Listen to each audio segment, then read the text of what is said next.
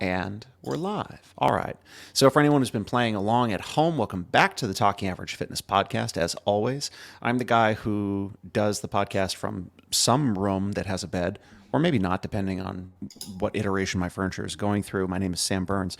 I'm joined, as always, by my good friend, Mr. Kevin McCarthy. Kevin, how are you today, sir? Doing fantastic, Sam. How are you? Cannot complain at all. I don't have another baby yet, so I'm still just one kid. There we go. Just Got another one. 10 days. And then, and if you hadn't noticed, the third head on the screen is Mr. James Hobart of CrossFit Seminar Staff and many times CrossFit Games Championship fame. Still the winningest teams athlete of all time? No, I definitely think that anyone on the Mayhem team has that beat. I think the only cool thing I did is I did it on two diff teams for different affiliates. I don't think there's a lot of people that have done that. That's true. No, that's Because accurate. it was CFNE and then Mayhem. Yeah. Yeah. Back when At they had this 6 people time, on the team. a long time ago. Yes, the good old days. So we've been trying to, frankly, get you on the podcast here for a long time, but it turns out you're a pretty busy dude. No, he just didn't want to talk to us. That's Well, Exactly. there's that. I don't like the just word really- busy. I don't like the word busy. I feel like the only people who are busy, maybe like an ER room doctor and his squad, and a woman giving birth. You know, like you're busy then. You Right. really do anything else? Because I don't know. I think you're either disorganized or you're focused. That's Okay. You know what I mean? So I do know what you mean. So in an ideal scenario, which one are you then? Well, I think I'm someone who's disorganized, but I like to think that the reason I can't do something is because I'm focused on something else, right? Okay. I like that. I guess parents can be busy. Kids do a lot of shit. Kevin and I don't know. as Sam knows. I know nothing. That's Yeah, you know. if I know anything, is that I know nothing.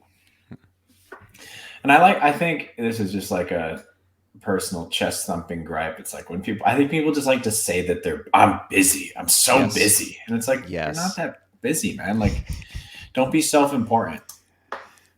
Well, and it could also be seen as the difference between busy versus productive, or you talk a lot but you don't say a lot. Mm. You know, and I Perfect. and I hope I have the same feeling. I feel disorganized.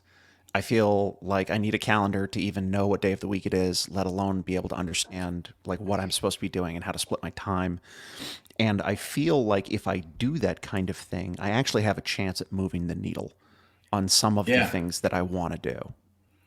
Yeah. And I think that's the right thing, right? Like that's the way to look at it. Is it I caught myself being like, I'm so busy, you know, and then I would go to bed at the end of the day and be like, well, all I did today was work.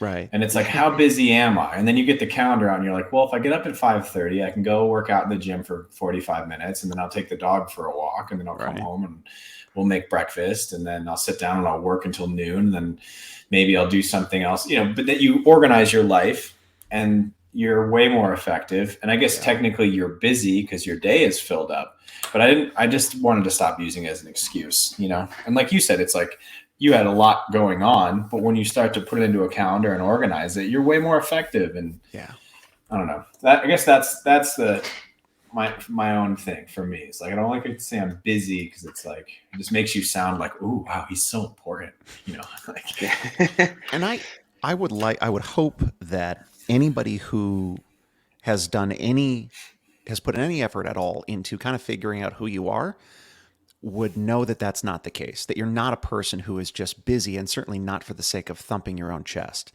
and trying to, toot your own horn. You know, one of the reasons I love getting the chance to talk with you and to have you on here is, we were talking about it, like we've had Pat Barber on twice, and Pat is a very unique individual. He has been doing this a long time, and he's got great perspective on coaching and how it applies to life. And he's got his own life experiences and how they kind of blend in and, alter and change how he experiences being a trainer and being a coach. You, on the other hand, have a totally different journey. And part of that journey, at least that I have observed as a person on the outside, is this very deliberate, very mindful kind of ascension from someone who was a trainer and was, not messing around and trying to be the best trainer or coach that they could be, and then also was a competitor. And then while they were doing that, started this other thing where it's like, well, we understand this and let's try to be the best that we can in terms of providing the thing that is CrossFit in its purest form to other affiliates, because we know there's a need for that kind of thing. And then, trading focus for scope, to use a Glassman term, in terms of like ascending in responsibility, like as time has gone on. So it's very, I don't think it's very cool to talk to you, because you're not a busy person. You're an incredibly productive person. And I'm really happy we finally get the chance to have you here. So thank you for taking the time. Sam, that was mindful ascension. That might have been one of the nicest things that anyone has ever said about me. So I really appreciate it. And Kevin, I don't know why you've never said anything that nice about me. That's because I don't have anything nice to say about you. I also feel like mindful ascension. That was really nice. I wrote that down because I also feel like it's just been controlled chaos, Yeah. Sort of like, yeah. That was really cool. And also with Pat, speaking of Pat Barber, I have a massive bromance love affair with Pat Barber. Historically, I mean, he was, for me, he was someone where I started doing CrossFit and I learned CrossFit through him, watching him via oldcrossfit.com and YouTube. Yeah. And then he and I met in 2000 and I think it was the 2009 games. And we kind of struck up a friendship there, similar age, a lot of similar interests.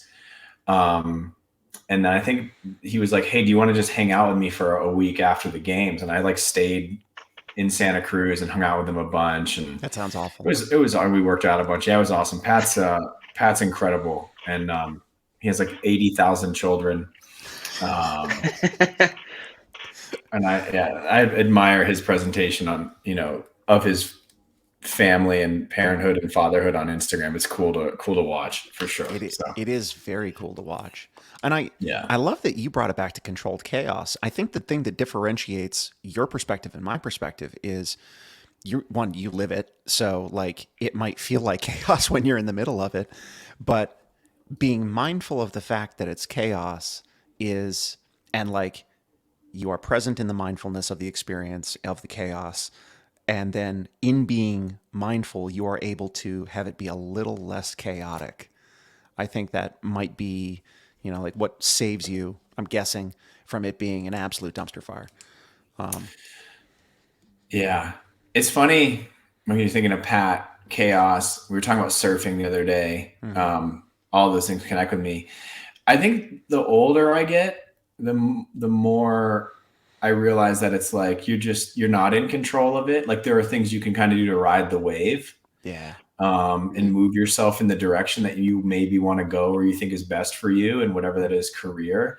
But it's always good to like look behind you and like, oh man, there's a massive wave pushing me that's going to crash down on me or could just do whatever it wants to me. Yeah. In terms of you just as a person ultimately not being totally in control. And I think in some ways it's really terrifying and you have to remind yourself of that. But in other ways it's really empowering because you focus on what are the things you can control. It keeps you focused on the right stuff. So yeah, like I said, that's mindful ascension. That's really nice. Very cool. You should get a shirt that says that. Maybe change the name of this podcast to that, mindful ascension. I don't know. Mindful ascension. That's something that should get trademarked, man. There's something there. I mean, I have an Etsy store. I'll put that on a t-shirt. I'll send it to you. So you're gonna see hashtag mindful ascension up in James's Instagram bio after this. I hope so. Like I might steal that from you, man. I'm all over it. Which is also funny. Borrow, steal. Because this podcast is probably just going to devolve into like anecdotes and fart jokes. Usually I have like this one little glimmer of hope and epiphany and intelligence, and then from there, all downhill. Yep. This was the high point. 9 minutes Accurate. and 50 seconds. That was it. Yep. We made it 10 minutes. Yeah. Well, good. Now that we know the gloves are off. So I'm gonna pivot. I'm gonna keep it related, but I'm gonna pivot, right? So you've had a very, very cool journey through CrossFit, both as a coach, like someone who was working and coaching at an affiliate, then someone who was on staff, then Flowmaster, also as a competitive athlete, team and individual, then also now as an entrepreneur and a business owner, and then like that business gets bought out by CrossFit, but you're still in charge. And then in the middle of all of that, there is the upheaval that CrossFit went through. So there's a lot of waves, right? Like you've ridden a lot of waves. And it's very interesting that you kind of use the phrase looking back and being like, oh shit, this wave is going to crash down on me and crush me. I can imagine there were several times throughout that journey where you kind of read the lay of the land and you're like, well, this got different real quick. And and had you not kind of had the wherewithal, the presence of mind that you seem to have, you might not have come through it. Again, I don't spend a lot of time with you. What I observe is what you present. And so it seems that through all of these, what are, I am sure, inevitable kind of waves, you have come through it in a not unhealthy manner. Like on the other side of it, you're like, okay, I learned something and maybe it didn't go exactly the way I wanted to, but I'm still here and I got 10 fingers and 10 toes and cool, let's go on to the next thing. Would you say that's relatively accurate, or is it like, nope, I totally boned on this thing? Two things. One, just before we keep diving down these surfing analogies, I am not what I would call a surfer. Like I have tried. I think I've stood up on a board. I think in the slang, I'm what they refer to as a kook, which means you're just like a poser surfboarder. But I do really admire it, and I'll keep trying at it, but I just don't want anyone. I don't want that to come across. Wow, Hobart can really shred. That's not the case at all. He could do everything. Just, like, what are you going to say, Kevin? What mean thing? Go for it. I can tell you're spinning up for something. Because you've held back for like 22 episodes, so now, of course, is the time when you're not. He just lets it blast. Usually. Yeah. I think I've just developed a high tolerance for failure. And what I mean by that is like, it's not like I go out and try to screw up. Sure. But I've become really comfortable with understanding that you don't learn anything, you don't get anywhere by always being really safe. And I think anyone who's like, I've never had anything go wrong. Either they've just been really fortunate, they haven't been paying attention, or they're just not pushing hard enough. Right. And, in some cases I do look at failure as like, oh, that was really a loss. But in most cases I look at it as this is a learning opportunity and we're going to do it again and we're going to do it better. Right. So I think that's something that has helped me through this process, especially in competing. And probably that's where I learned that lesson was in competing. Because even when I started off competing in CrossFit, right? Like early on competing in CrossFit, you could have a couple little tricks up your sleeve. Like if you were really good at double unders, you knew how to do butterfly pull-ups and handstand push-ups, you were like really, really fit. And you could like literally outthink people in workouts. Also, all coordination-based exercises for anyone who's keeping track. Please continue. Mm-hmm.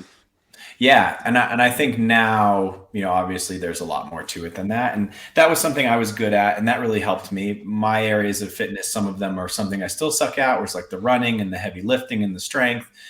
And that was exposed even back then when I was competing. But I learned quickly how through competition of how like, you're only as fit as your last workout. Like, all of those fun adages we hear on the internet, like, I don't know, earned, not given, or, like you've never arrived kind of stuff. Like you just had to keep getting better. Yeah. And I think you have to become very comfortable with just being like, oh, well, okay, I did well there, but I really sucked there. All right, back to the drawing board, or we're going to go work on that again. So that's really helped me along the way. And I think that would be valuable in any endeavor, not just CrossFit, or it certainly is valuable in entrepreneurship. Yeah. It's just because it's just like there are so many things that can go wrong there. So many. And you have to be able to learn from that kind of stuff and have really thick skin. And yeah, so I think that's definitely helped. There's certainly that is part of it for sure. Well, I think sorry, Sam, when it comes to James, is like, he had said something about like he's kind of built up a thick skin for failure and like learning how to kind of, I know Sam loves the surfing analogies, riding the wave and navigating all that. This is 100% to James' credit. I'm going to be nice to him. I know, right? James might be the best person that I've like witnessed in person in being able to kind of like pivot, navigate, and like not really get bogged down by something. Like, I don't know if you want to put the term failure on it, but obstacles, we'll say. In my time of knowing James, the amount of times like he's going after something, and whenever he's on something, he's very focused. He wants that thing. He's going to go give it everything he has. If it doesn't work out or something pops up, he's like, all right, cool, over to this. And just then he puts his focus over there and dives on into that. So when James was, in my time knowing him, he was training for the 2018 regionals, RIP regionals. And he broke his foot practicing the handstand thing. And like all of us at the gym knew that James, like, he's going to go and rock this East regional, the most stacked region. He's going to go and win this thing and crush it, because seeing James put in that work every day was insane. But once he broke his foot, he was like, all right, cool. Next goal, I'm going to bench 300 pounds. And just like he put up a little section on the whiteboard called the Hobart Arm Farm and just put a bunch of upper body workouts of what he was doing with a broken foot. And it's like, all right, like, he didn't let it like weigh him down. I'm sure like on the inside he was bummed, but he didn't like let it stop him from, all right, on to the next goal. And I remember James saying one time, I think it was 2019, where he was like, I want to work so hard this year that I need a heart transplant by the end of the year. And I remember him saying like he's just incredibly driven and doesn't let that stuff bog him down. And I'm sure that comes from a mix of life experience and being just a little bit insane. But it's super impressive to observe as just someone watching the show, so to speak. Yeah, it's funny. It's funny you remember that 2019 thing. I remember saying that, and I think I came close. I tried hard. You did try hard. You were something else that year. It was. A good year. I remember we were in the CrossFit Boston office. I think I was probably sitting in that disgusting beanbag you brought in. Just the beanbag is still there, by the way. The beanbag is still there. Still crushing it. But yeah, I remember just in that office. I forget what we were doing, what we were talking about, but it's probably myself, you, and Lachlan in the office, maybe somebody else. And just, James, I want to work so hard this year that I need a heart transplant. And we were like, okay, like I respect it. It's an aggressive statement, but all right. So here's by the way, the thing that I remember, it's funny, the things that stick in your brain. I remember seeing you post about your foot and being like, oh, that sucks. And then scrolling down and seeing Dan Bailey being like, cool, let's bench. Like, yeah. like that's it. Like, that's the whole thing is right there. Like, that's the kind of attitude you want to have in a situation like that, it would seem. It's so hard too. I've talked about this book before. I really like for me, it like connected a lot of dots, and, you know, especially in our like self-help world, I think we're always like scrolling for like, what's the one motivational piece of advice that changes the rest of my life? And I think there are some cases where that happens, but for the most part, it's like, all right, this is it. I got it. And then you walk out your door and you're like, nah, I'm going to go back inside. But the book is Emotional First Aid. And in it just basically makes the analogy of how psychological, emotional, maybe not really spiritual, but psychological and emotional injuries are analogous to physical injuries, right? You get one small cut on your hand, you put a Band-Aid on it, it heals, it's not a big deal. You get some equivalent of an emotional, psychological cut, doesn't really matter. You get 1,000 of those, it really hurts. It gets infected, it causes a lot of issues. And so my point of bringing this up is just saying, like, for me, I try really hard to cultivate this attitude and behavior where I can do that, where it's like, okay, I am on to the next thing. And it's not always as simple as like, I'm on to the next thing and it's successful and it happens. But I think it's a habit we need to continually practice in our everyday lives, just because stuff happens. Like I was so fucking mad. Sorry. I don't know if we can swear here. I did. Absolutely. You can. Like I said, we had mindful ascension, you know, and this is just semi-controlled chaos. But my point was just saying, like, you know, I was really upset that I broke my foot. I was really mad. I didn't think I was going to crush regionals, but I was really hopeful and I felt good and I was excited to go compete. And, you know, and by focusing less on like what I couldn't do and focusing on what I could do is I got to watch my wife, then not my wife, 2018. Yeah, we were maybe engaged then. You were engaged. You weren't married. There we go. I should remember that. But I love how Sam knows that you were engaged, not married, and James like, I don't know. She was there, I was there, saying, you know. In some ways, I think that stuff, you know, anyway, is good because last year I think both my wife and I woke up on our wedding anniversary day, and we had both forgotten. Yeah. And because she co-founded a startup last year, and she is you know, that goes fast, and she's very focused on that. And we woke up and going through our day, and my mom's texting us, congratulations. And we're like, what the hell? Oh, yeah, today's our anniversary. But that was actually kind of a nice surprise. So I'm glad that one turned out the way it did. But the foot thing, I got to watch Cassandra compete at the games, you know, coach her a little bit, which I would not have done if the world was all about me trying to compete at the games. You know, I didn't end up benching 300 pounds, but I got a lot better at stuff that I was weak at. And I actually recently, I took up this goal again. It's funny you brought that up, Kevin, because I reached out to another Kevin Ogar, who's awesome. And I said, hey man, like I really want to improve my bench. And because I've realized it's not an effort thing. I just suck at it. And I need specific coaching. Like I need help. Right. And so he's been helping me and coaching me, and even just like having him watch me gave me some really cool tips. So I'm back on that grind again. I was just like, I feel like as an adult, I should hit that. Like I need to get 3 wheels on the bar, you know, like that's something I should achieve in my life, especially as a fitness person. Anyway, so yeah, constantly practicing that skill of what can I focus on next?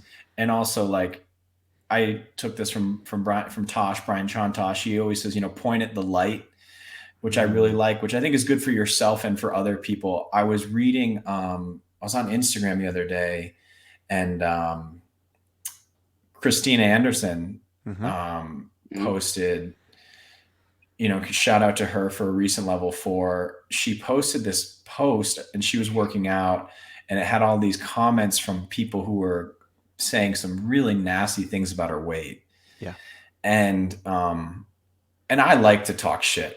Like, I think it's just, I love banter, but this was something different magnitude than banter altogether. Like it's just people being mean and negative, and not constructive, even if they wanted to make a point. And to me, it was just a really powerful post. And it was just a reminder of like, hey, you're not going to be the good guy all the time. That's fine. But I don't think you should go out of your way to be the bad guy. And if you are going to go out of your way, you should try and point at the light. You know, like what is the good that you can point at? Because at the end of the day, it's like, that's better for you. Yeah. Like telling somebody they're overweight or they shouldn't be lifting or whatever, you know, I don't think that does anything for you. Like there's no net gain for you. And there's certainly not net gain for that person or other people reading it. But if there is some sort of, you know, like I said, pointing at the light, it's more inspirational. And I think it's a habit we have to practice all of the time. And I don't always do it well. Yeah, it's definitely not easy. And it's easy to point out like the one time it did go well, but it's certainly something that's not easy. And yeah, I don't know. That was a tangent.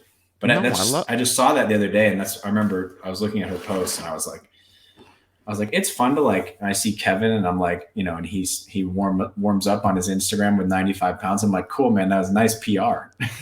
Yeah, pretty much. Like that's, and you know, I think that's okay. But I just remember on Instagram there was it the CrossFit Games page posted, and I'm sure James will remember this. We had some fun. The CrossFit Games page posted a picture, like a throwback from like, it was like 2015, 16 era. It was like Rich, Dan, James, and Austin just like throwing down on like a bench press rope climb workout. And it's like, it was such a heavily edited photo, because I'm like, the way James looked, I was like, that, like, James has not once ever looked like that ever. He's the tiniest peanut of a man. You're like, you're doing him all the like, Photoshop is one hell of a contraption. But like, you could tell it was heavily edited because their skin was like purple, and like you could see all the shadows, and like it's basically just trying to make them look so jacked. And I remember the workout was like, it was like bench press, and it was like either legless rope climbs or peg boards or something, like just pump session. It did have peg boards in it. I don't remember. It was something like that. There's a video of it somewhere. But they're just getting huge, being bros, you know, and they're like doing like a little flex off afterwards in the picture, and like their skin is purple. It's heavily edited. No sane person can look at this picture and be like, "Yep, that's just like a naturally taken photo." It wasn't that edited. It was pretty edited. I think you're overselling it. I think. Okay, well, it was pretty edited. Anyways, I put in there, because similar to James, enjoy the banter, put in there like, guess what, guys, here comes all the steroids comments. And I got torn to shreds in that comment. That James hopped in, and he and I started going back and forth, making fun of the people who were tearing me to shreds. It was like, I had one person, like, so I put there like, here comes all the steroids comments. First person comes back and was like, you don't think these guys are on steroids? I'm like, well, two of them are like good friends of mine. Like, if you see them in person, no, like they don't look like this. Like, after a pump session, they don't look like that. They just look like a normal, like they're fit. They look like a normal human. I don't think I know they're not. If they are, they're not the ones that you don't want to take, the ones James is taking. Yeah, if James is on steroids, do not take the steroids he takes. And so the other direction. Oh my gosh. So I put that in there. I was like, yeah, like I know these guys personally. Like, no, they're not. And someone, like, I have in my Instagram bio, like, I have a bachelor's in exercise science. And two people were like, if you have a degree in exercise science, you're a disgrace to the fitness community by saying they're not on steroids. And I was like, you're entirely right. And so someone was like, you are moving the fitness industry backwards by saying they're not on steroids. And so I commented back, was like, if I by myself have the power to move the fitness industry forwards or backwards, then like, tread lightly, my friend. Like, yeah, exactly. Goddamn, like, you better watch out. Fucking watch it. And so like, James hopped in. We're like going back and forth with all, like, just having fun at, you know, the people that were freaking out for no reason, as James saying, just being unproductive and negative and whatnot. Like, I don't think they're on steroids. It's an opinion. You know, like, and clearly we all have them. Right. But yeah, we all have them. The problem is everybody thinks theirs matters. Yeah, it's interesting. I'm still pretty in awe of just like in social media behavior, and I definitely have been victim to it and been that way. And I was recently, I forgot, I was quoted somewhere about CrossFit being effective, and I was reading the comments of this post, and there was this one guy who was basically saying, he's like, hey, I don't think CrossFit is any more effective than what I do in the gym. And it sounded like he's doing functional movements, strong guy, big dude. I think he was over 6 feet tall, big, strong guy. And it just seemed like he was doing a more periodized approach, segmented training, which is, I don't have anything, you know, vendetta against that. And so he and I just wanted to kind of engage and make sure he understood, like, when I say CrossFit, do you mean the same thing as I do when we talk about that? But anyway, it was funny as he and I were I felt like having like a decent discussion dialogue, and it was nice that a lot of people kind of came to my defense, and they were blasting this guy and saying some mean things to him. And part of me was kind of like, you know, I was reading this guy's profile and he could have been lying, but I was like, this dude's 225 pounds, 6'5" or whatever. I was like, I don't think you'd talk shit to him like this in person. You know, like I certainly wouldn't, you know? But it's just, yeah, that behavior is interesting. And I don't want to feed the trolls. And I am one sometimes, but I I do want to engage people and talk to them more. I'm always interested if somebody has like a opinion that is so different than mine, like where are they coming from? Because you don't learn anything otherwise. That's always something I'm interested with Instagram. I know we're way off topic here, Sam, but I don't know that we had a well, I had an intention, but this is actually really, really good. Yeah. Well, so real quick before I divest, I'm listening to you talk about this. I understand it entirely. This notion of people, for lack of a better term, abusing the ability, the leverage that the internet provides. And it makes me, did either of you ever read the webcomic Penny Arcade? Oh man, was that they did No. the Final Fantasy 9 characters in there, right? Yeah. Or is that ape? Yeah, I think I did. Yeah. And they're the guys who created the Expo PAX. So years and years and years ago, literally almost 20 years ago, they created this thing called the Greater Internet Fuckwad Theory. And so, and I pulled it up and I'm going to share it because I can, because the internet allows me to do that. Pull that up. I'm gonna, right here. Boom, share. So this is the Greater Internet Fuckwad Theory. Normal person plus anonymity plus audience equals total fuckwad. But I honestly do think that it's more or less something like that. Like people who wouldn't normally, to your point, like you wouldn't say that to that dude if you were in his presence, you know? Yeah. But now that I've got a modicum of anonymity and an audience, I'm going to abuse this like radically. Yeah. Yep. I remember seeing it was shared on Instagram. It was basically like a Twitter thread where I forget the dude's name, some UFC fighter that like stopped fighting for a bit and was commentating. And someone replied and was like, you should stay retired because you're a better commentator than you are a fighter. And the fighter commented back was like, would you say that to my face? And he was like, absolutely fucking not. You'd kick my ass. He was like, he's like, that's why I put it on Twitter. Yes. I like the honesty. Yeah. Well, it's funny. No, sorry, Kevin, what were you gonna say? No, that was it. That's all the value I could bring. That was just that little Twitter thread. And I think everybody should have you have I don't know, you know how like on the back of a food container they have like all the calories and whatnot. Yeah. And like the fat and the protein is like, I think you do have like a daily dose of wattedness, like fuckwattedness that you are entitled to. Like you can do a little bit of that. Yeah. And I think it kind of keeps you on the level, but I do think there's too much. And as far as you being a functional, productive person in society and for yourself and for, the people in your close relationships, I read something from Bill Anthes the other day. And he runs essentially the between the ears and does a lot of stuff in the mindset space and physical training space. I really like his content, but he said, basically, I forget what he was talking about. He said, this thing is soda for the mind. And that hit me and I was like, soda for the mind. What a good concept. Like, right. How much junk food does your mind eat? And if you're on the diet of junk food, just like with your body, you probably crave it more and more and more and more. Yeah. And what happens is after you eat junk, here's the deal. Like I remember Larabar a long time ago came out with a peanut butter and jelly Larabar. Ooh. And someone said to me, they're like, this tastes exactly like a real PB&J. I said, shut up. No, it doesn't. It doesn't. And you're lying to yourself. But that's how it goes, right? Like if you eat junk food and then you go eat a cucumber, you're like, this cucumber is disgusting, but if you're always eating like cucumbers and, healthier foods, you're not craving junk food. Yeah.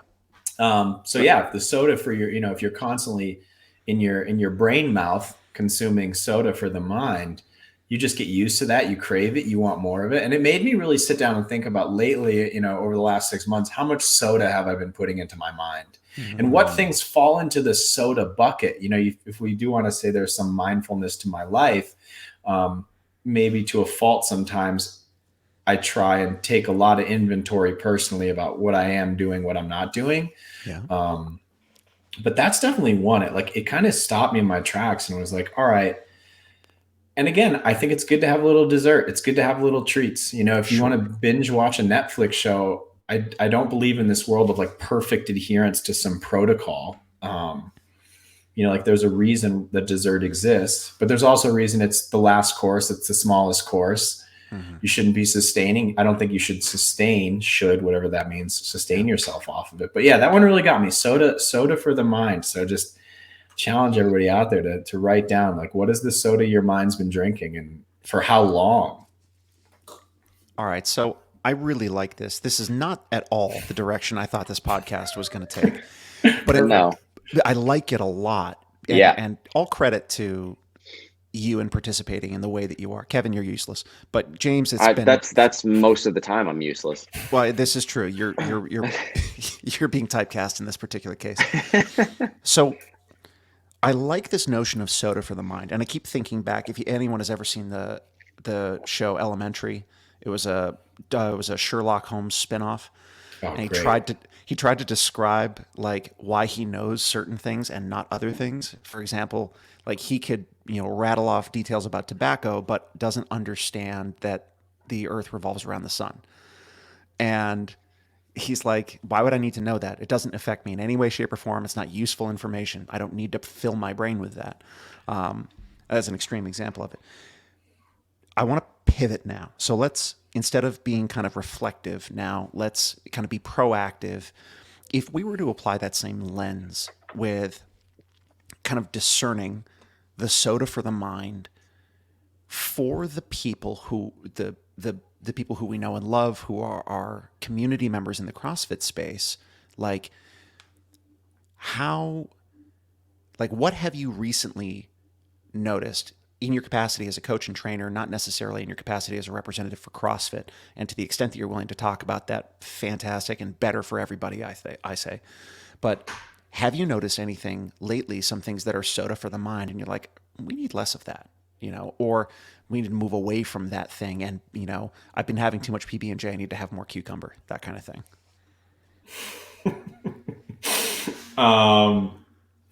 Yeah, it's still so hard because I'd always rather eat a PB&J. I think everybody would. Yeah. Put cucumber slices on the PB&J sandwich. It's vegan. Get all sorts of wild. I think a couple things. I think one is the desire. No, not the desire. I don't even know if it's a belief, but how people seem to latch onto the concept that commiseration is productive, and just like group complaining is the most effective way to make change. And I go back and forth about how I feel about this, right? And because I also think, who am I to tell people how they want to voice their opinion or how they should want to make change? Sure. But personally, myself, I don't want to participate in complaining for the sake of complaining. Like I do feel like there's a lot more value in putting boots on the ground. Like there is value for the town crier, but I think we also need to find ways to be more productive. Complaining for the sake of complaining, or complaining as a lever to pull to enact change? I think complaining is okay for a lever to pull to enact change. But again, I think there's a point where it's just like, okay, we're just doing the same thing. We're just doing the same thing. I think that's one thing that maybe I see, but I also think sometimes social media, like just having the platform for that, makes it really, really easy. And it also probably makes it seem like it's happening too much. Like maybe those complaints has always been there, but now they just have a stage. Yeah. And because it's like the Schadenfreude type deal, more people end up watching more of that, and so it's upvoted algorithmically. And I think, I don't know if I should say this. Whatever. Go ahead. Say it. I think also, I think collectively as a community, I think sometimes we fall into a little bit of a messiah complex, in the sense that like we're always thinking that there's somebody there that's got to be there to save us. And my suspicion, I could be wrong. Everyone could be like, hey, you're just off on this one, which, strong opinion, loosely held, cool. I'm over it. I'm wrong.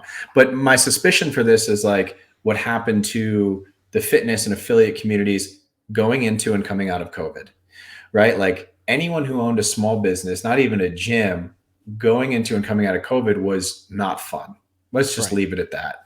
Yep. And the amount of uncertainty that was accumulated, I think it's sort of like, well, we gave it our best shot. It didn't go well. All of these things were outside of our control. The world fell apart. We need somebody to come and save us, right? We need, Greg's gone. We need somebody to come save CrossFit. Right. The new guy doesn't seem to be working out. We need somebody else to come save CrossFit. Right. We need so-and-so to step in. We need this person to come back. And one of the things I've noticed is, well, yes, strong leaders, effective leaders are so important. Yes. No doubt. I wouldn't be where I am without the mentorship and leadership I've had in my life. But I do think at some point, there's no one coming to save you. And I also thought about this a lot, was like, all right, well, what would happen to affiliates if we snapped our fingers and tomorrow CrossFit went away? As a brand. Now, as a brand. Right.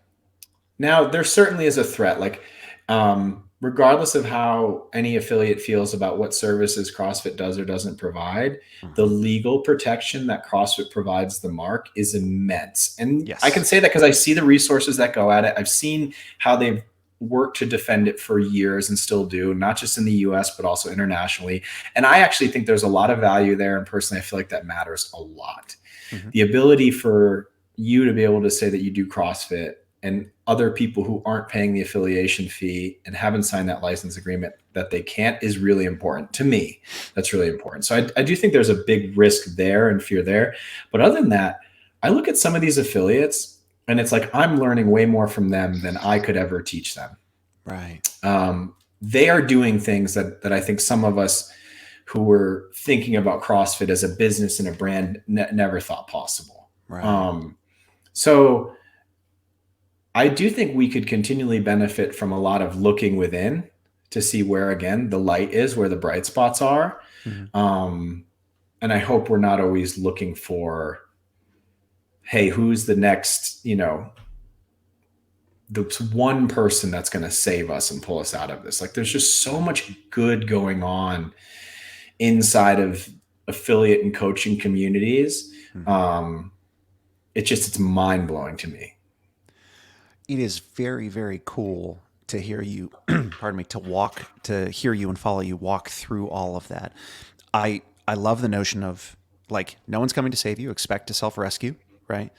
And I agree, there is a little bit of a Messiah complex. Like, there was Greg, and then there was new Greg, and then there's now new Greg. And I think it would be easy for people to look to Don Fall in the same way they looked to Eric Rosa, to be the person who stands up. It's like whatever, it's the Paramount logo or whatever, the person with the light who stands up and is like, it's this big beacon, when that's not ever really what was going on. And I also love that you talked about this. I agree, the IP protection in terms of people who do CrossFit versus people who don't do CrossFit, and how that is protected. That's not something that gets talked about a lot, and there is a long history of that being the case. But I love that you acknowledge that just because we pay $3,000 doesn't mean that we've got everything figured out. And I remember explicitly Greg Glassman saying, it is a crisis of spirit for me to assume that I can't learn something from you. Like, if I own a box and you own a box and we're in the same area, like, if I'm better, then cool, the market will tell me that. If I'm not better, then the market will tell me that. And if I can't learn something from you, then, like, that automatically puts me and my community in danger. And I think that perhaps maybe as another stage of the growth of the brand, there is a little bit more decentralized growth that happens. And it's a little bit less led from the singular mission of a founder or a CEO, and a little bit more going back to the grassroots model, and people not just, getting fitter, but enacting, like you say, tremendous positive change inside of their communities and being empowered to do so. And, if the first 20 years was revolutionizing fitness, maybe the next 20 years is taking the fitness and the community that was built inside of the walls and going outside the walls. Yeah, and I do want to say this. This is where I'll toe the party line a little bit. I do want to say this. I don't, before anybody clips this, and they're like, "Wow, that Hobart guy is a real lunatic," and it's like, sounds like CrossFit, the company's really lazy. I don't want people to take this as, hey, all the work should be on the affiliates or the coaches or the athletes. Mm-hmm. I absolutely think as a company, we still have work to do. Mm-hmm. There are a lot of great people there doing a lot of work. I think we've done a lot of good so far. Mm-hmm. And I think we need to show up where we say we're going to show up.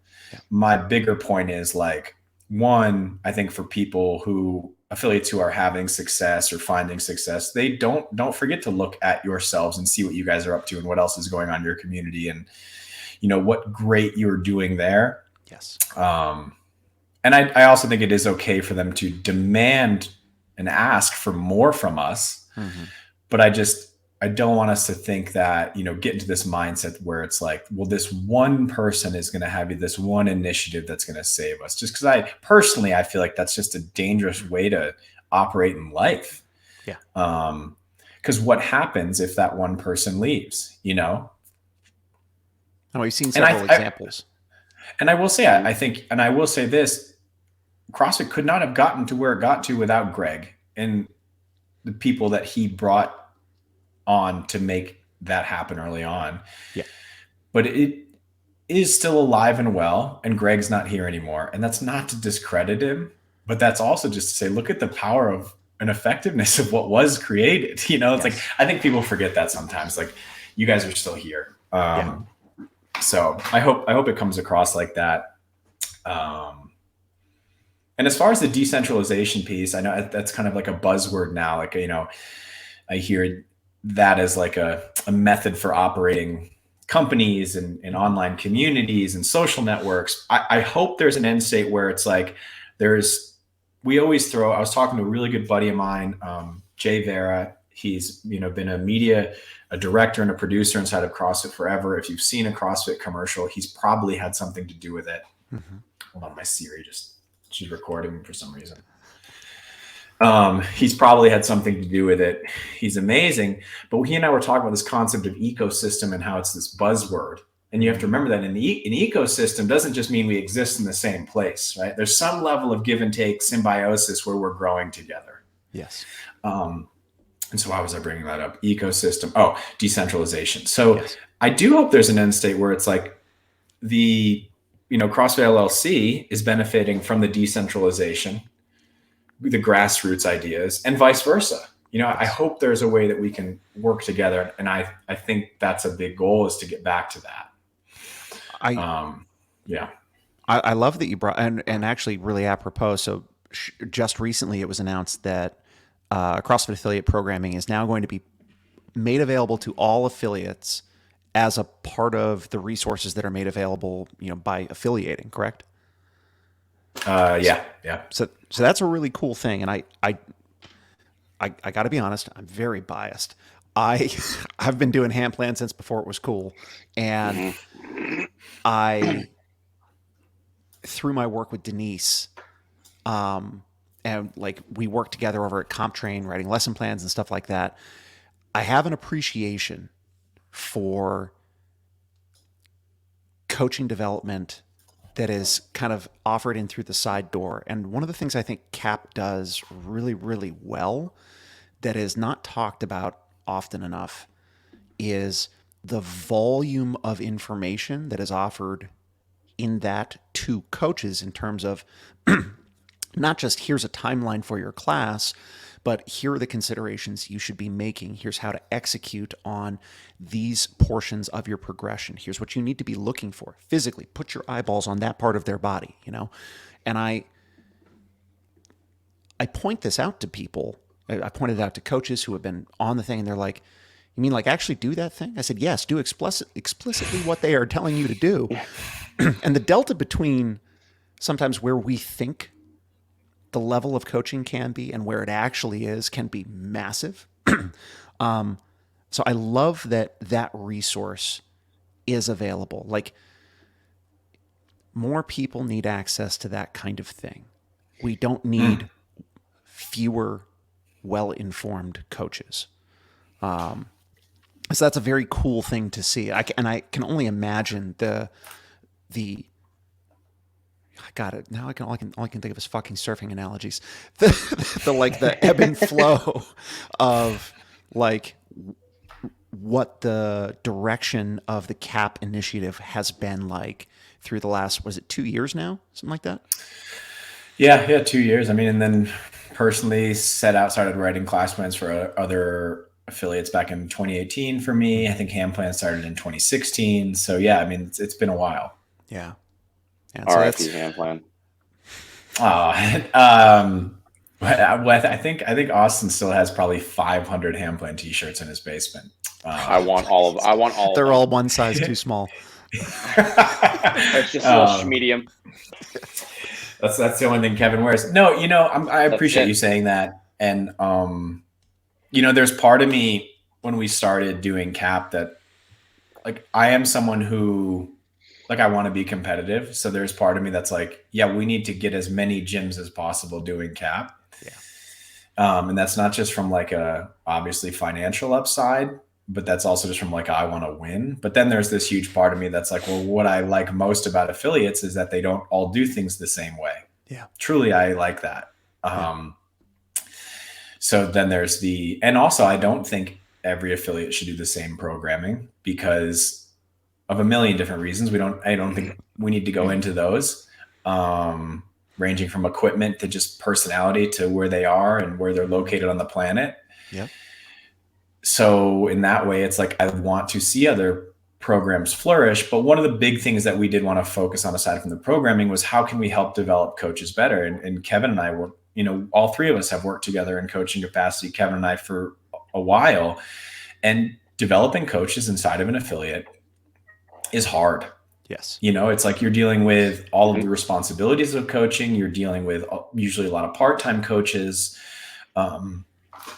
You might be dealing with head coaches who aren't as effective as the part-time coaches, fill in the blank. So that is something we've tried really hard to do inside of CAP. It's been a learning process. We've gotten it wrong in a lot of ways. We've received tons of feedback. And I would say if anybody wants to get better at, if you're like, hey, I'm someone who struggles with taking hard feedback, go start a small business and just openly read the feedback. Yeah. Or launch a product out in the world for other people to, give feedback on, because you get lots of good. And you get lots of rough feedback. I've read everything from CAP is disappointing to here's why you guys suck compared to Mayhem or NC Fit or fill in the blank, to, I've just all of it. And some of it is not constructive. Some of it though, you get, you peel between the vitriol and it's like, oh, wait, this is a good piece of feedback here. And this is a common piece of feedback we've seen time and time again, and allows you to get better. So I the team who now is taking that over and pushing that forward, they are awesome. And the affiliate I go to follows CAP. So I do it every day, and it has helped me really add something better to it and think about it and reflect on it. And there have been times where they've done warm-ups and I've been like, I write it and the warm-up I'm like, this is the warm-up of all warm-ups. And I go take it in class and I'm like, I should fire myself. We're going to never write this warm-up again. And, the rest of the team does it regularly, and they're all coaches and seminar staff. And it's really been a cool process. And I'm proud of what that team has done. And I'm excited more affiliates get to have access to it. Even, one of the things we thought about was like, even if it's like, hey, I'm an affiliate and I write my own programming and I'm always going to do that, or I follow this other programming, we're always going to follow them. But if you get that CAP email and maybe you look at like one of the days and you're like, oh, this is a cool coaching development tool, I want to share this with my coaches. Like, that's what we want to be able to do.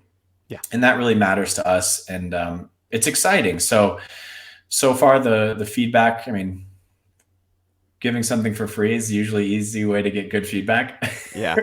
But I mean, overall, I think the substantive feedback has been positive. So we're super excited. That is very cool. And to anyone who is a coach who is listening, if you don't do this, it'll change your life. Please go write your own lesson plans for like a month.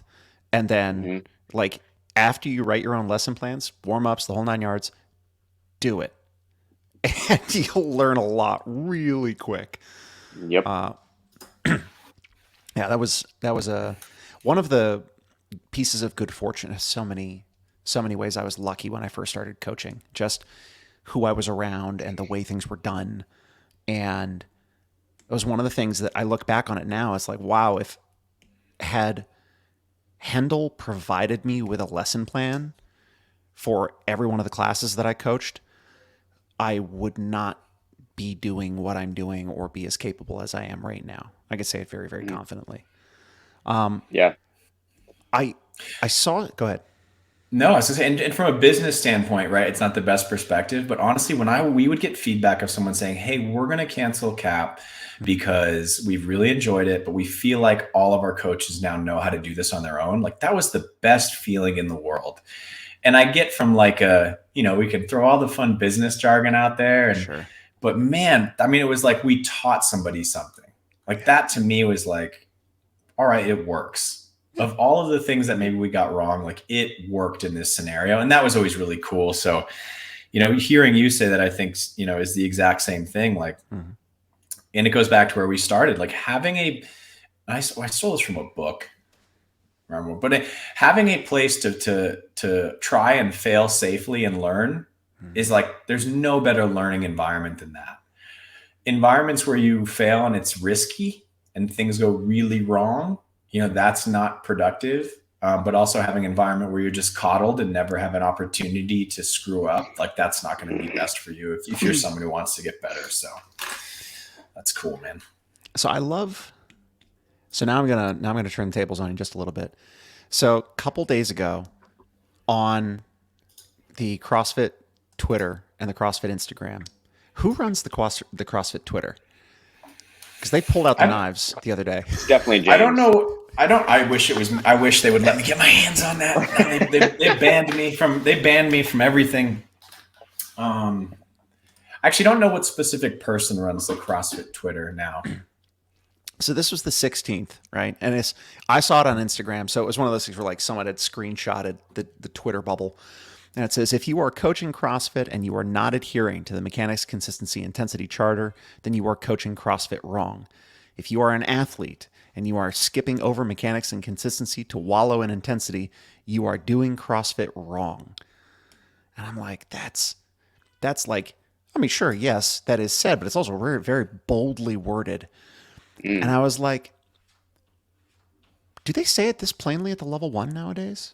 And if not, why can't they? I don't think we say it wrong as it's wrong.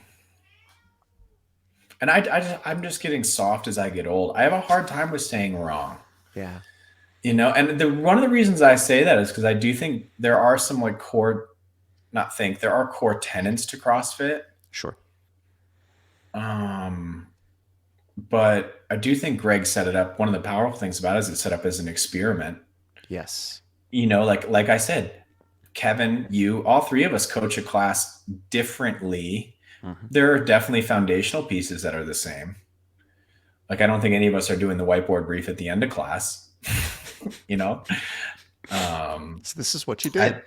That's how I evaluate my athletes. Like, all right, guys, here's the workout, go do it. And afterwards, I'm like, here's what we were looking for. You all did it wrong. You blew it. Yeah, you guys suck.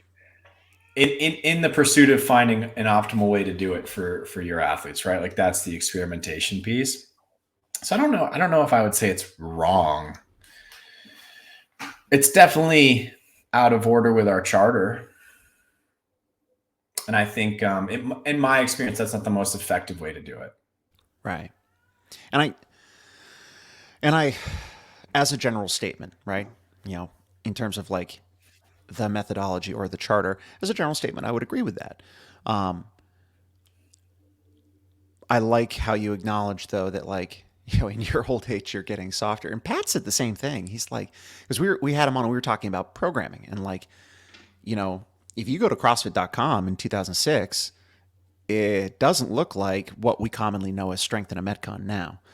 And somehow, almost 20 years later, we're at the point where strength in a Metcon is easily the most popular model, at least in the American affiliates. For sure.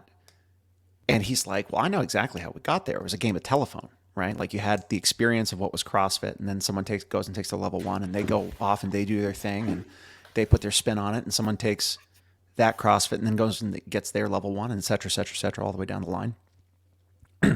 And he's like, now I used to be, like beating a drum about that kind of thing. But he says, now I'm less worried about whether it's strength in a Metcon or anything like that. And I can acknowledge that it's kind of gotten away from CrossFit in terms of like, due to the experimental nature of it. It's gotten out of CrossFit's hands, as it was intended to, I think, because it was supposed to be an experiment. I guess what would be interesting to ask is, so like we have this charter, this is like mechanics, consistency, intensity, right?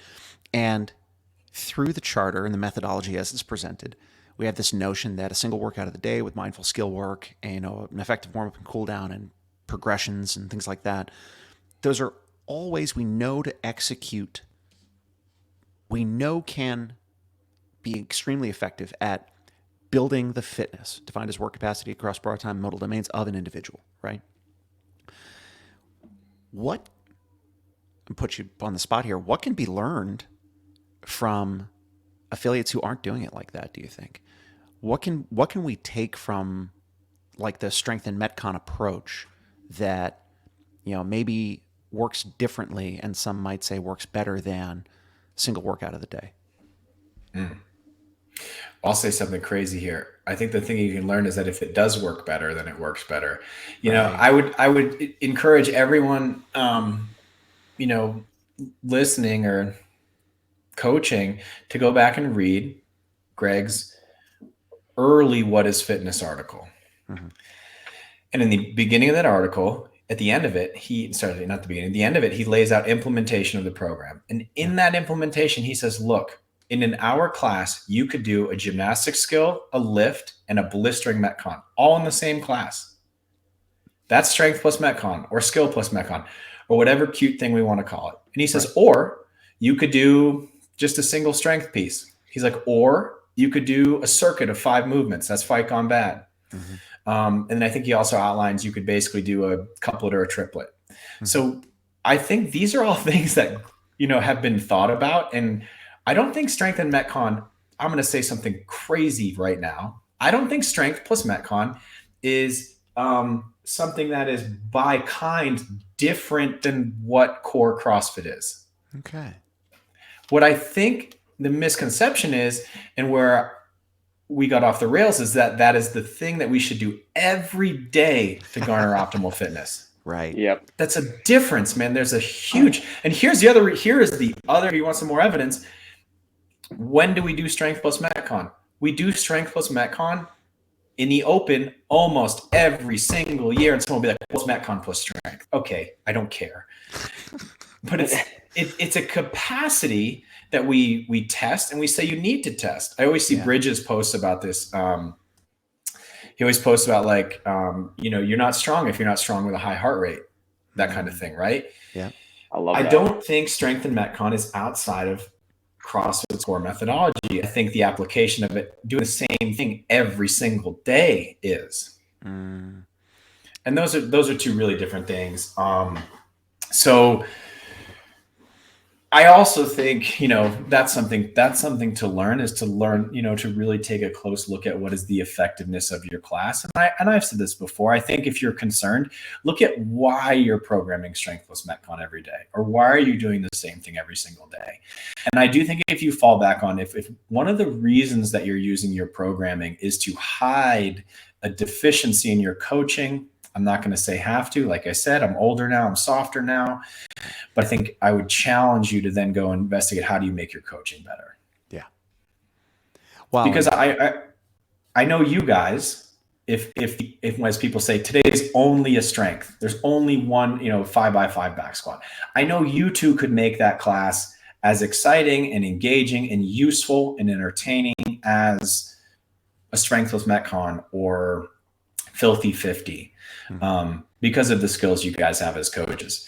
So that is something I think about there. And I talked about this with some friends the other day. about how challenging it is to be a group class coach. Yeah. And it's so hard. It's so hard. Yeah. It's so hard to be a great group class coach because you have multiple athletes. They all have multiple different needs. They have different injuries. They have different weaknesses, different strengths. You have to keep them on a timeline. You have to get them all roughly through a similar workout. Like, it's so challenging. And that makes it scary. And again, I think that goes back to like, got to have thick skin. Having a plan helps a little bit. Being able to adapt to that plan helps. But my bigger, I guess, worry for the professionalization of the craft is that if we're hiding our coaching weaknesses behind more and more programming elements, that's kind of what I guess I worry about. And what I'd like to be a part of avoiding is like, hey, can I provide some coaching development insight that helps us be really excellent coaches? So whatever we're handed for programming, whether the athletes like it or not, or we like it or not, we can make it be a really awesome experience and for our athletes. So, that's been my learning on that piece there. I love that you're talking about, like, if we're doing the programming to hide a deficiency, going back to something that you mentioned earlier, but people have to be mindful enough to actually ask themselves, is this the best I could do? Like, they've got to give a damn about that kind of thing. And, the complexities of running an affiliate and stuff like that, like some part-time coaches, like, that's not why they're coaching. And I say that with no judgment whatsoever. Like, there's a full spectrum of reasons why people choose to become trainers and coach at an affiliate. And I'm grateful for that.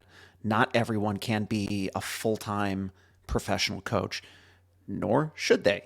But one of the, and I came through it in a very specific way, but like one of the gifts that I've had in the last decade is being mindful enough to ask,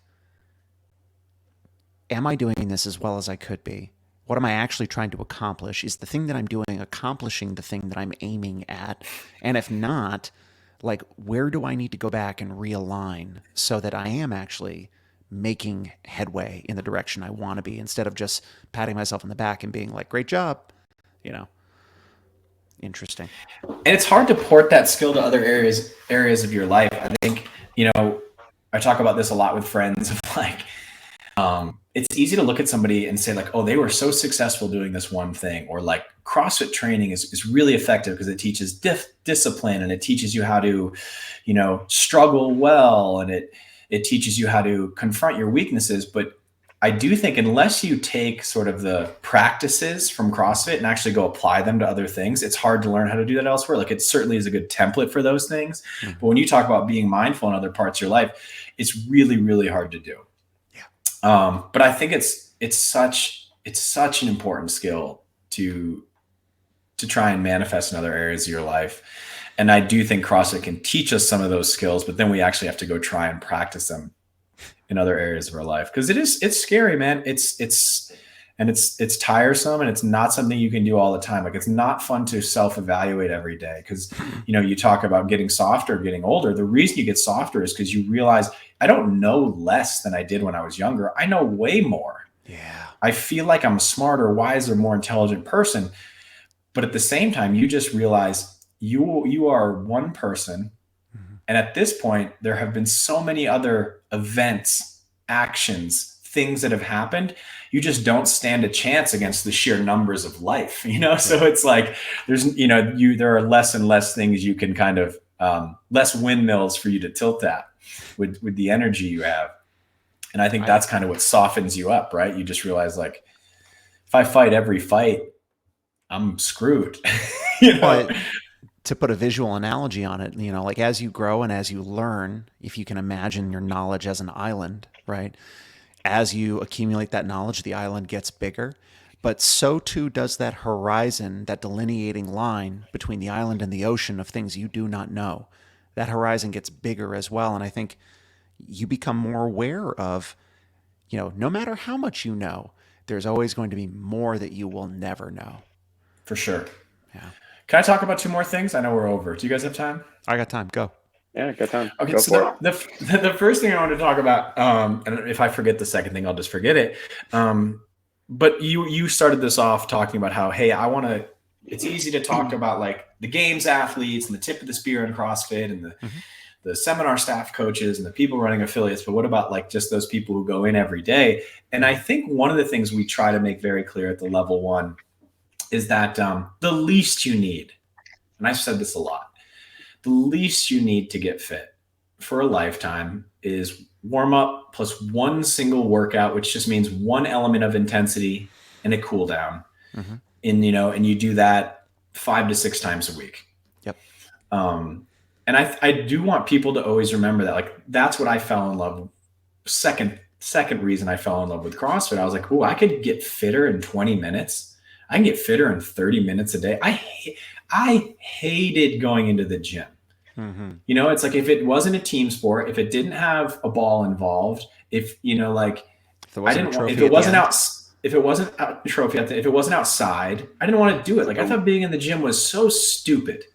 And but the things that made me fall in love with CrossFit was the group aspect of it, and then the fact that it's like it could be done in a minimal way and it was still effective. Like, the effective dose was low, and to me that was super cool.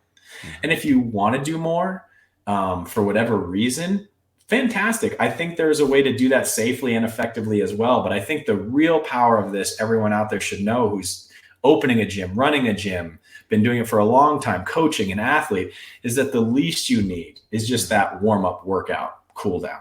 That will do it. You might want more, that's fine. Yeah. Which is nice, because I think we do live in a world now where it's always like, well, you need to take vitamin D, but then if you're going to take vitamin D, you have to have this other vitamin because it doesn't make it bioavailable. And if you're going to take this other vitamin, you might be allergic to that. So you should probably take this anti-inflammatory. It's like, holy shit.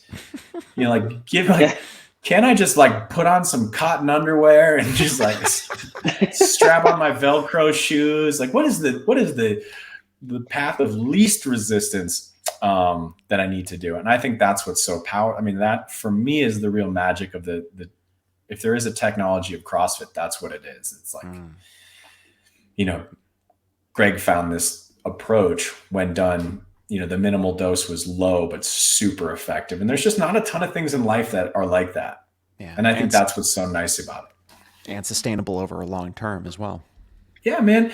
A really long term. And it's even crazy to me to see if those athletes who are training a lot of volume, a lot of intensity, and been doing it for so long. Like, the fact that Rich Froning still finishes inside the top 20 world's fittest athletes in the Open is like mind-boggling to me. Part of it is because, like, I'm sure he trains less than he did when I was competing with him, but it seems like he has more going on in his life now. Like, he has children. He looks like he runs a farm. Sent me a video of him a long time ago, lassoing what are those Highland cows, Newfoundland cow, Highland cow, yeah, whatever they are. I was blown away by that. I'm like, where'd you learn how'd you find the time to do that? And even if you're not doing that, I think you could go into the gym 5 days a week and follow your class programming pretty much for your entire life and continually get better at stuff. For sure. And I've seen lots of evidence of that. Yeah. Thing number 2. I don't know this. Oh, number 2, the accountability journal. Yeah. So we were talking about like self-reflection, just taking a peek at like, how do you self-assess? I started this thing recently and I hate doing it. It makes me really uncomfortable. I call it the accountability journal. And basically what you do is you write down all of the things that you've pointed at and said, like, if this, then this wouldn't have happened, or like, right, this thing is making me feel this way. You basically write down all of those things that you point at that are outside really of your control. Yeah. If Kevin had called me back, I would have had a better day. If Sam would have sent that email sooner, I would have fill in the blank. Mm-hmm. And it's really cool because I think it calls you out on your own bullshit. And I haven't found a way to make it really proactive yet, because I think there's got to be some next step of, you write down all of these accountability statements. And at the end, maybe you write down, what's one thing I could do to have changed, I could have done to change the outcome of one of these statements. I think maybe that's the actionable piece there. Yeah. But I think for, it's easy for us if we have the habit to talk about like mindset and self-reflection, but I think it's hard for a lot of other people of like, well, where do you start with that crap? Yeah. And when I was younger, my mom had me do a gratitude journal exercise where every morning I would wake up and write down one thing I was grateful for. And that was really powerful. I thought it was so stupid when I started doing it. But after about 5 days, you realize how much you appreciate little things, and little things are everywhere. Like big things only happen once in a while. Like Kevin only sends me a birthday gift every couple of years. He misses the mark a lot. But it's like a beautiful view outside of my window happens every day. And it's like when you start to, or whatever it is. Yeah. But I like the accountability one because, again, the soda for my mind in the past couple of years has just been, as you get older, you do more stuff, you have more things happen around you. So it's easier to just point at stuff and be like, well, I didn't get that promotion because of this, or Cap didn't do better because of this, or whatever. And as you lose, I think, you lose sight over the things you can actually control because you've given control to everything else. You're just not as happy. Yeah.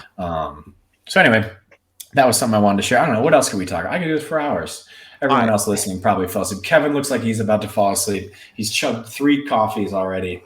Well, I actually think that it's really interesting you mentioned this. So, my particular story, I mean, Kevin, do you talk on this podcast?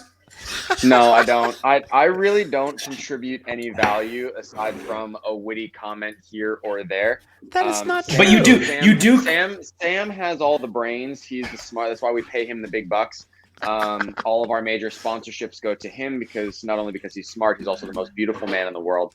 I'm just here for the occasional witty comment because then it makes Sam laugh, which then, I don't know, brings me some joy. But you do make me feel more comfortable. Like Sam a little bit. I feel like, I like Sam and but I feel like because he's coming at me with the questions, I'm kind of a little bit more got an eye on him. Whereas you're like, you bring the defenses down. Kevin's really nice. Just sits there, looks happy. Yeah. I'm just here for James to look at because then he just, when he's looking at me and just lost in my eyes, he'll spill all the secrets. That's really just it. That's the 1-2. I'm here to be looked at. So James is distracted, then Sam just bam hits you with the hard hitting questions. Well, it's hard hitting questions. I love this accountability thing. And this is a side tangent. Selfishly for myself, it sounds a lot like so I've been sober now almost a decade, and as a part of congrats, thanks, man. It's amazing. As a part of that journey, very often people will go through the steps, and the 4th step is essentially, we call it an inventory, but it's like the same thing.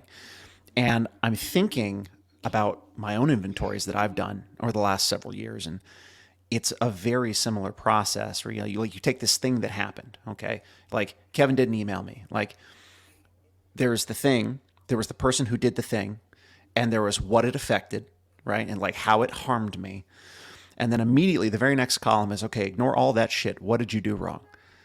And in everything, because I am involved in literally everything I'm involved in, there's something that I played a part in, right? And so, in the Kevin didn't email me example, it's like, well, did I reach out to Kevin? If this email was really important to me, could I have been proactive and reached out to Kevin? And would it have solved an issue for both myself and maybe Kevin later? And could I have avoided this resentment that I'm now nurturing to, in Kevin's direction? And what you end up with is this wonderful list of like things that you did that contributed to how you feel. And later on down the line, it's like, okay, well, what can I do differently? It's basically do the opposite of all that shit. Like I remember explicitly being like, in this case, I was selfish. I was self-sabotaging. I was self-seeking. I was jealous. I was this. And don't be selfish, self-sabotaging, self-seeking, things like that. And I'm a super literal person, so I needed like a fucking checklist to be like, am I doing this? No, I need to not do that. Right, do the other thing now. But nothing has. That process was incredibly effective, and hats off to you for even looking in that direction. None of that effort will be wasted in any way, shape, or form. Yeah, for sure.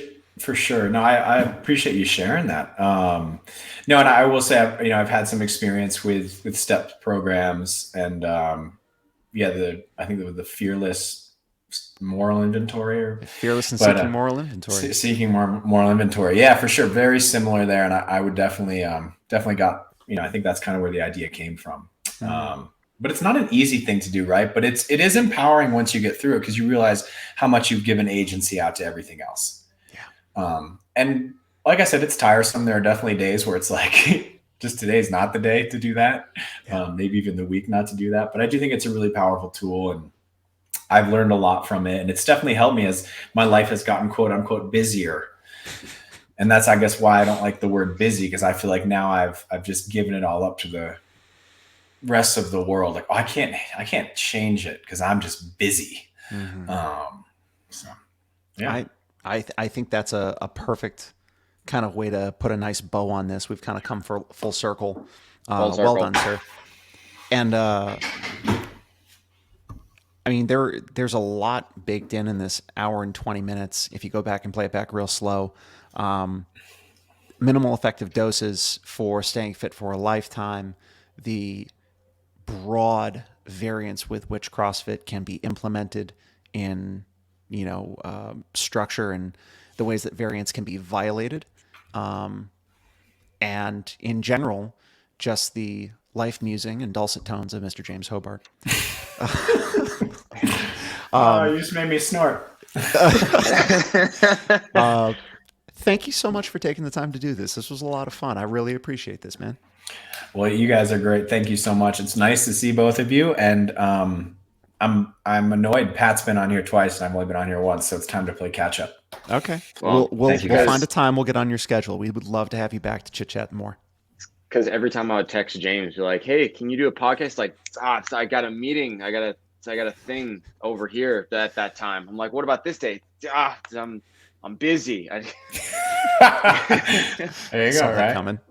So the getting him on here is like, because they had just posted the morning chalk up thing about Cap being for included in the affiliate fee for affiliates. I forget what I had messaged James about. James messaged me something, and I was like, he said he might have asked like when do you want to have me on the podcast? And I'm like, well, what are you doing today? I was gonna pull how you did like with Nicole, where you just like, we popped up on a podcast one time, and Sam's like, we have a guest. And I'm like, who? He's like, I just asked her a minute ago. She's gonna hop on. Yep. I was like, what are you doing today? He's like, I have an interview, the morning chalk up. And then when you sent me that, I'm like, that's what that was. Found it. Mm-hmm. There it is. But we got him scheduled. Boom. Absolutely. Thank you, guys. We just have to book him 6 months in advance. Well, To everyone who's listening at home, thank you for playing along. James, again, thank you so much. Kevin, it's always a pleasure to have you, and we'll definitely do this again later. Thank you, everybody.